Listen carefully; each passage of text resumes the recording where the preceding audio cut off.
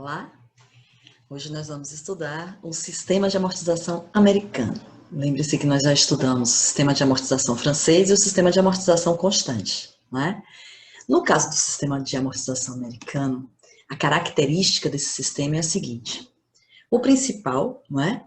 Que é o valor do empréstimo, ele só vai ser amortizado ao final do prazo em uma única parcela. Então, diferente dos outros sistemas que nós estudamos, no caso do sistema americano, não tem amortizações periódicas. Você pega o capital emprestado, você só vai devolver este valor ao final do prazo. Em relação aos juros, o mais comum do sistema americano é que esses juros sejam pagos periodicamente, tá? Essa é a situação mais usual. Então, imagine, você vai ficar pagando periodicamente os juros e não vai amortizar nada, exceto quando chegar no último período. E isso vai significar, então, que o saldo devedor vai permanecer constante, tá? Não diminui o saldo devedor porque você não amortiza, não aumenta porque os juros estão sendo pagos. E aí, somente quando chega lá no final, você vai e amortiza. Excepcionalmente, pode acontecer, não é? Do sistema americano prever que não haja pagamento também dos juros periódicos. Nesse caso, a gente vai ter um empréstimo com pagamento único, que você pode calcular o valor futuro usando exatamente a fórmula de FV da capitalização composta, tá? Porque você vai acumular os juros em todos os períodos, ok? Vamos fazer um exemplo. O exemplo vai ser o seguinte: você tem um empréstimo de 10 mil, contratado a taxa de juros de 4% ao mês, tá? Pago pelo sistema de amortização americano, com pagamento periódico de juros no prazo de 4 meses. Então, o que nós vamos fazer para esse exemplo? A gente vai construir a planilha de amortização do empréstimo pelo sistema americano e depois a gente vai construir o fluxo de caixa, tá bom? Da operação. Vamos lá. Na nossa planilha, né, a gente vai ter saldo devedor, amortização, juro e prestação, que é o modelo de planilha que a gente já vinha fazendo nos outros sistemas, tá?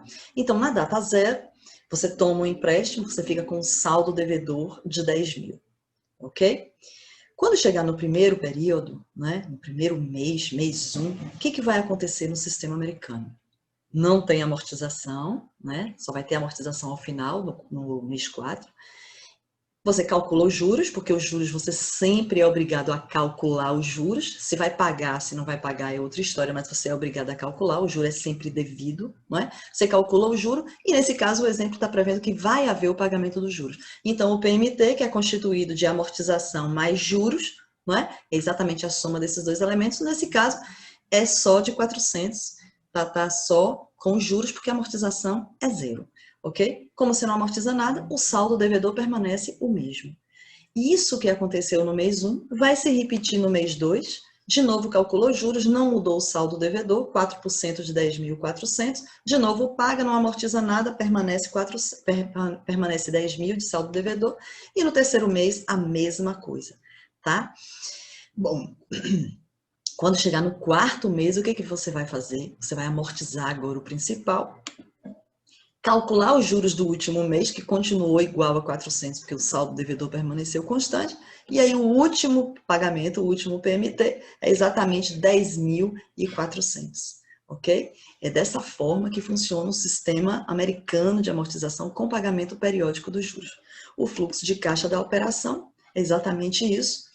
PV 10 mil na data zero, um empréstimo, entrada de capital, e aí a partir daí do mês 1, você tem as saídas do pagamento somente dos juros.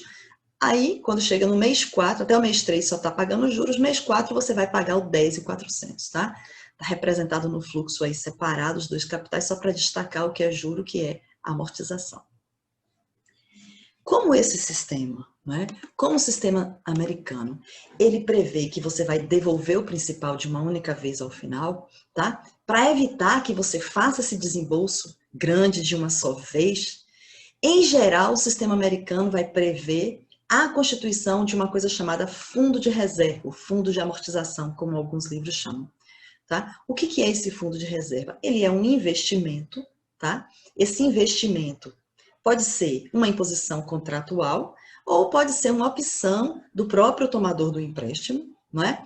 Para garantir a liquidez, já que ele vai ter que fazer esse desembolso de uma só vez ao final.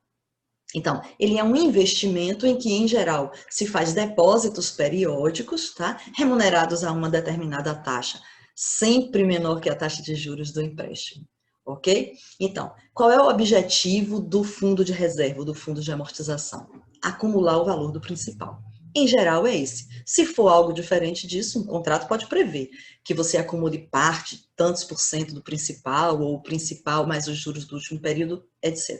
Então, isso aí vai ser uma coisa do contrato. Mas o caso mais comum é que você queira acumular no fundo de reserva o valor do principal, garantir que você vai devolver o principal ao final, tá certo?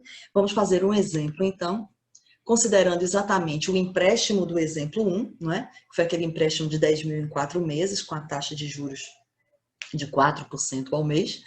Agora a gente vai constituir para esse empréstimo do exemplo 1 um fundo de reserva, com o objetivo de acumular ao final do prazo de 4 meses exatamente o valor do principal, tá? Você quer amortizar o principal com este fundo. E este fundo vai ser feito com depósitos mensais iguais, tá? Os depósitos serão exatamente nas mesmas datas do pagamento dos juros do empréstimo, então mensalmente, começando no mês 1, depósitos pós-antecipados, não é? E eles vão ter uma rentabilidade mensal de 2%, com uma taxa menor do que a taxa de um empréstimo, como nós já tínhamos dito, ok? Neste caso, o que acontece? Você quer calcular agora o valor dos depósitos, sabendo que o valor que você quer acumular, que o valor futuro desse investimento é 10 mil, não é? E você sabe que o prazo é de 4 meses. Então, o que acontece nesse caso? Você vai usar a fórmula de FV para calcular o PMT do fundo de reserva, tá certo? Neste caso, o FV é 10 mil, ok? Você vai calcular PMT do fundo de reserva, a taxa de 2% ao mês, o número de depósitos é 4. Então, você vai ter PMT do fundo de reserva vezes 1 mais a taxa de 2% elevada a N, que é 4, menos 1 sobre 2%. Aí você calcula esse valor, dá 2.426,238, ok? Bom, o que a gente vai fazer agora? A gente vai fazer a planilha, não é, do fundo de reserva. Agora é uma planilha um pouco diferente do que a gente vinha fazendo, porque é a planilha de um investimento, tá? O que a gente vai apresentar nessa planilha, além do valor dos depósitos que você vai fazer mensalmente a partir do mês 1? A gente vai apresentar o rendimento mês a mês, tá certo? E o saldo credor que vai sendo acumulado mês a mês também, tá? Como é que é o rendimento? Como é que é calculado o rendimento? O rendimento é sempre calculado sobre o saldo credor do mês anterior, tá? E aí tá aí, JK, né? Rendimento é juros, taxa vezes saldo credor K menos 1. E o saldo credor de cada período quem é? É o saldo credor do período anterior, não é? Mais o depósito que você faz naquele período, mais o juro que vai render, mais o rendimento daquele período, tá bom? Então vamos lá. Tá aí os elementos que eu vou destacar na planilha, o PMT do fundo de reserva, que é o valor do depósito, a remuneração, né, o juro para cada período e o saldo credor. Então, o que acontece na data 1? Por que a gente vai começar na data 1? Porque na data 0 não tem depósito. O primeiro depósito é exatamente no primeiro mês, não é? Mês 1, ao final do primeiro mês, depois do empréstimo. Então, na data 1 mês, você tem um depósito de 2.426,238. A gente está usando 3 casas decimais, como a gente fez em outros sistemas de amortização, construindo planilha. Por quê? Porque esse valor não é inteiro, tá? A gente vai fazer o cálculo com o valor que a gente tem na calculadora completo, mas a gente vai escrever na planilha com 3 casas decimais. Porque se chegar lá no final, gerar algum erro nessa aproximação, esse erro vai cair na terceira casa decimal, então vai ser um erro desprezível, porque é menor, né, que 1 centavo, ok? Então, este é o saldo credor do primeiro mês, tá? O juro do primeiro mês é 0, você acabou de fazer o primeiro depósito, só vai ter juro quando completar mais um mês, quando chegar no mês 2, é que vai ter um mês para cálculo de juros, não é? Então, o seu saldo credor vai ser exatamente o valor que você depositou, não é? Não tem saldo credor anterior, é 0, o depósito que foi feito, o juro desse período é 0 também, ainda não rendeu juro, saldo credor de 2.462,238. O que acontece quando chega o mês 2? No mês 2, Você vai ter duas coisas. Um novo depósito que você vai fazer de 2.426,238, não é? E o juro. Quem é o juro do mês 2? Bom, como nós vimos, é a taxa de 2% aplicada sobre o saldo credor do mês 1.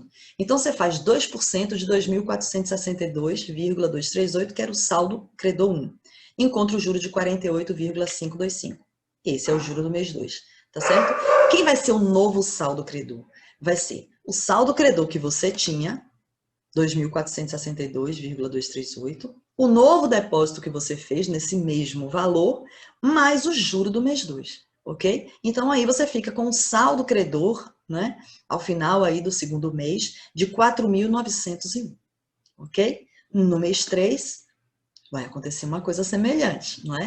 A gente vai calcular o juro 3 sobre o saldo credor do mês 2, então vai ser 2% de 4.901, 98,020, tá? E aí vai acontecer o quê? Um novo depósito de 2.426,238. O saldo credor 3, então, será o saldo credor anterior, 4.901, o novo depósito que foi feito, o juro do terceiro período de 98,020, tá? E aí você consegue acumular ao final de 3 meses 7.425,257. E finalmente no quarto mês, não é? Esse saldo credor de 7.425 rende juros de 2%, 148,505. Tem mais um depósito de 2.426, o quarto e último depósito, e aí você chega no saldo credor 4, não é? Que é o saldo que tinha, 7.425, o novo depósito, mais o juro do período, 10.000 exatamente como era esperado, ok? Tá? Então, é desse modo que vai funcionar qualquer tipo de investimento com depósitos periódicos, tá bom? Agora, nós vamos fazer o seguinte, a gente vai representar num fluxo de caixa as duas coisas juntas, o empréstimo junto com a constituição do fundo de reserva, porque nós vimos que a constituição do fundo de reserva é para evitar que você faça um desembolso do principal todo de uma vez, não é? Então, como é que vai ficar isso aí num fluxo de caixa? Um empréstimo de 10.000 na data zero, aí periodicamente você vai ter duas ações. Uma é o pagamento dos juros, que a gente já viu que é de 4% de 10.000 a cada mês, não é? Então, você tem a cada mês, começando no mês 1, 400 de juros. Só que, além dos 400 de juros que você vai pagar, você vai guardar no investimento, que é o fundo de reserva, 2.426,24, que vai ficar remunerado à taxa de 2%. Então, a cada mês você vai ter duas saídas. O pagamento dos juros de 400, o depósito do fundo de reserva, tá? Isso vai acontecer, vai se repetir no mês 2, no mês 3 e no mês 4.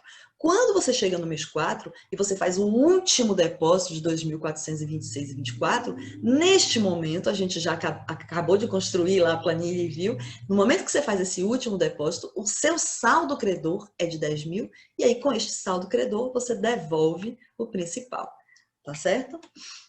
Ok?